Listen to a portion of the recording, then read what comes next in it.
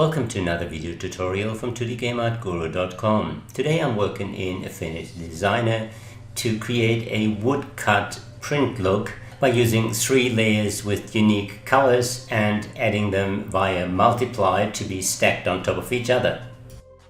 For the chart I have a layer with the black color, the light blue and the light peach color stacked on top of each other, each set to multiply. The multiply allows me to just add the color. White elements won't show, so if I add white elements to a design, they will show as transparent. By stacking the layers on top of each other, the colors mix, creating the final image. To make it easy to change the colors, I work with global colors. So I have my 4 global colors set: white, black, blue and the peach. Changing the color changes it wherever it is used in the design. The chart was done for the Affinity theme food. Sadly, I forgot to record the workflow, so I can't show you how I created this one, but this video shows you the process on the next image I created. I start by creating 3 layers. 1 for each color plus the white background. So I have my black layer, I put something on the black layer that is black, it shows something that is white will cut out the black. The same goes for the brown layer, everything in there is brown or white, white will erase the brown. Same goes for the green, all my elements in there are green or white if I want to erase the green. This might seem awkward and it takes a little bit of planning, but to me the result is well worth it. Let's start with some basic shapes. I create a line and an ellipse, deform the ellipse to create a basic silhouette of a mushroom. I use the pressure curve on the line to adjust the thickness and then create a couple of variations. A few changes to the initial design make it look visually more interesting than the same element copied over and over again.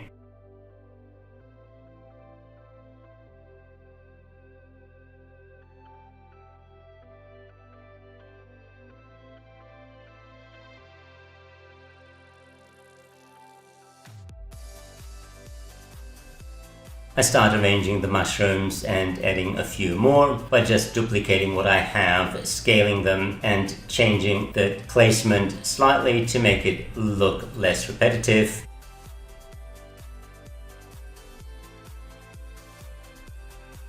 I adjust the initial rectangle used for the color test. Using the node tool, I create the ground. I want to create some leaves on top. For that, I create a line and adjust the pressure curve to create a leaf shape. I recorded a video earlier on creating plants and leaves using pressure curves. If you're interested, you might want to check that one out.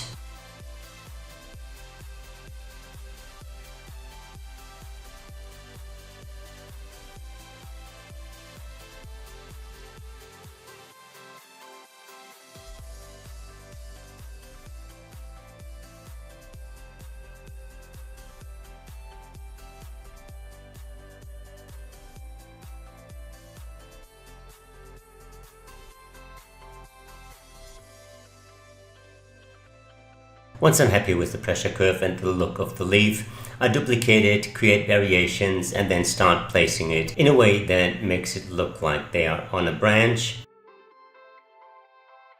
The really nice thing about using the pressure curve for this kind of task is the flexibility. Curving the line curves the leaves really nicely and I can easily create lots of variations by just changing the curve a little bit.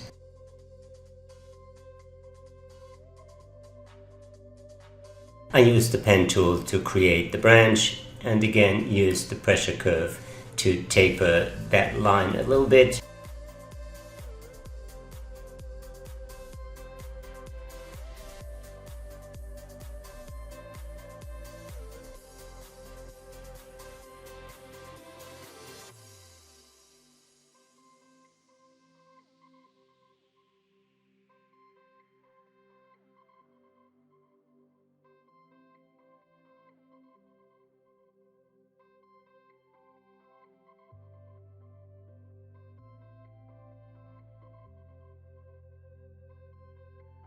Next I create the main mushroom. I duplicate one of the background mushrooms, copy it on top of my layer stack, and then combine those shapes. Keep in mind that the Boolean operations like the add or the compound tool don't allow the combination of lines and shapes. You need to have everything in shapes. Expanding the stroke for the stem of the mushroom is essential.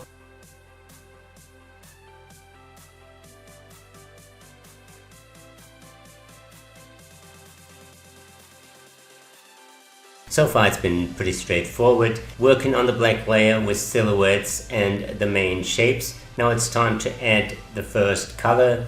I copy one of the mushrooms to the brown layer. The white fill of the mushroom in the black and white layer is not showing at all. Instead it is transparent. The multiply works just on the black color. I place a few mushrooms in the layer behind and then turn on the green layer. Duplicating the white mushrooms into this layer will make the green transparent wherever the mushrooms are.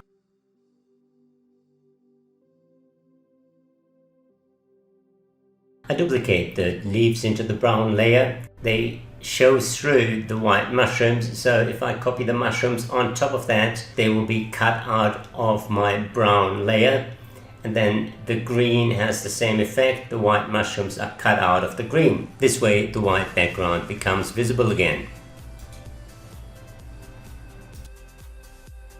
With the main elements in place and the colors set up, it's time to add some detail. I'm trying to emulate the look of the woodcut by using pressure curved lines to add shading and detail. Creating one line and then using the power duplicate is an easy way to create that kind of variation that I'm after, and then it's a manual adjustment where the lines are located, because I want them to be closer together on the outside of the mushroom and further apart towards the center.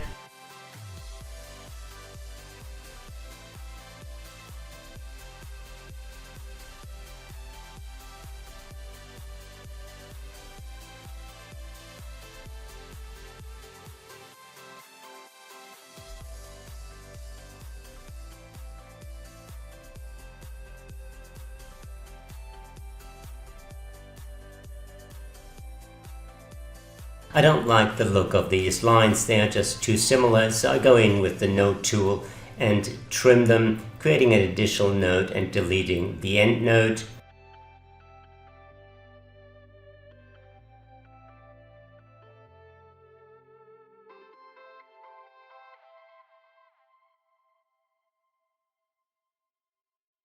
I like to duplicate as much as possible. Having created shapes and then duplicating them seems the way faster option than creating new shapes.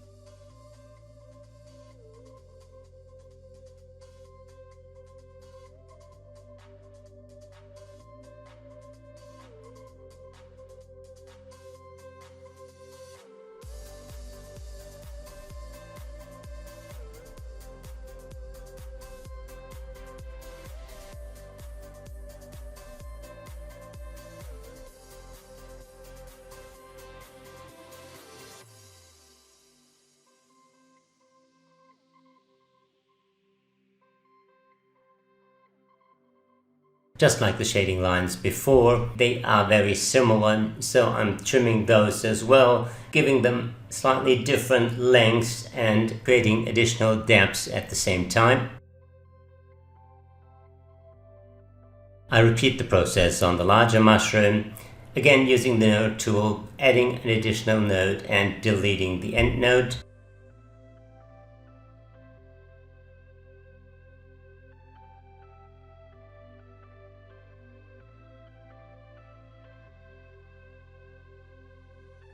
To add some additional detail to the leaves, I duplicate the group and adjust the stroke to be really thin and tapered.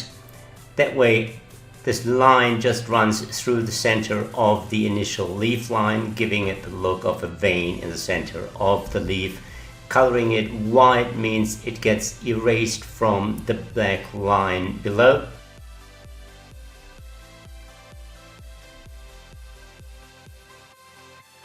In order to soften the shading lines a little bit, I moved them to the brown layer and color them brown instead of black.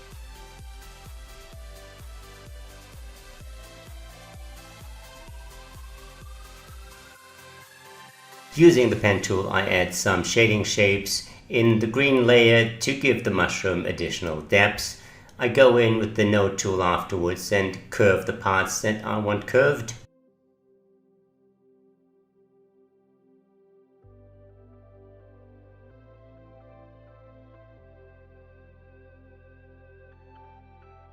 On top of those shading shapes, I add some white lines. They help with the shading and enhance the effect of the wood cut that I want to achieve in this design.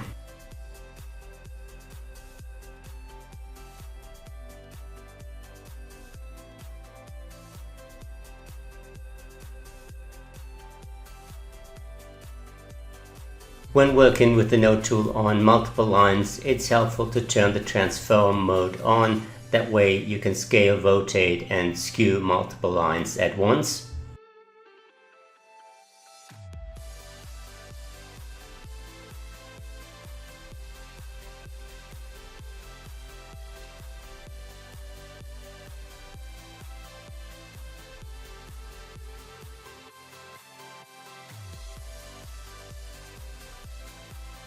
I add some tapered lines to the silhouettes in the background to increase the woodcut look.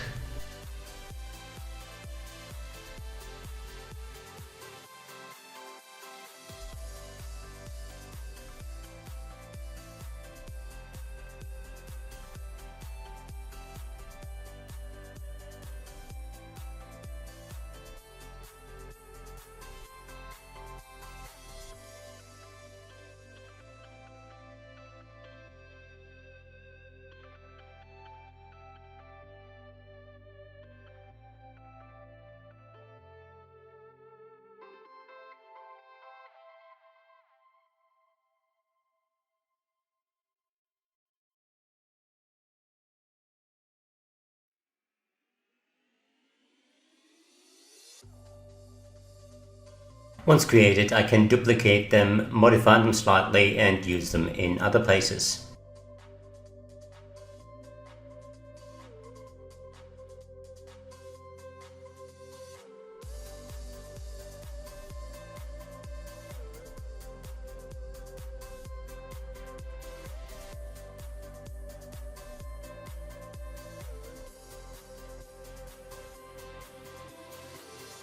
I cover up the bottom of the mushrooms and add some detail to the ground.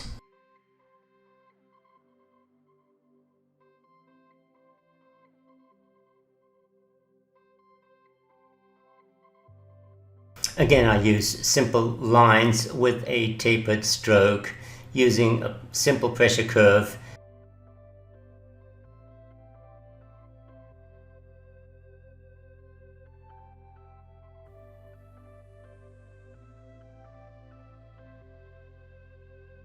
By using the black stroke color, they'll be added to design and show as part of the black silhouette.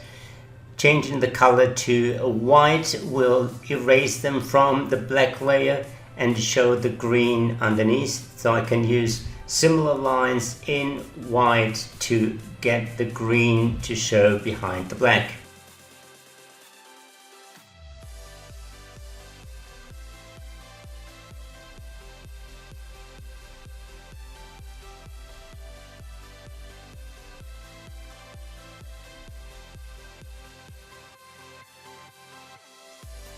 By placing some white circles on the green layer, I erase part of the green to create some basic clouds.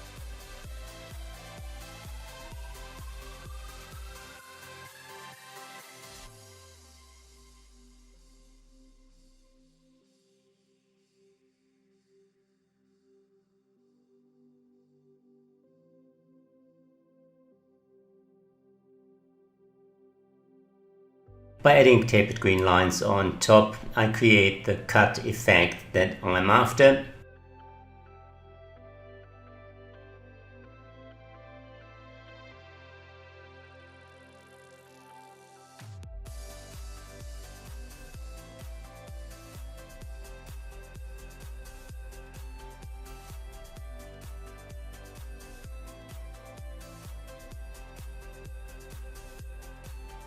Placing the white mushroom shape on top will hide the green lines underneath due to the multiply layer mode. When you work with effects like that, keep your layering in mind. To finish the design off, I add some circles in white to erase the green from underneath and in green to add on top. That's the final design. I think I achieved what I was after and created the woodcut print effect due to the tapered lines and the 3 colored layers that are added on top of each other via multiply as the black, the green and the brown. Seeing I use global colors, it's quick and easy to change the feel of the design by changing just the 2 colors, the brown and the green, to something very different. Here are some more designs I created in that style. The trout was one of the first tries. The ocean theme was the next one. One theme was feathers, and the last one was friends. It takes a bit of planning and patience to get this look, but to me it's well worth it. The designs definitely stand out due to their style. If you enjoyed this video, please subscribe to my channel, leave a comment, click on the like button, and I hope to see you again soon.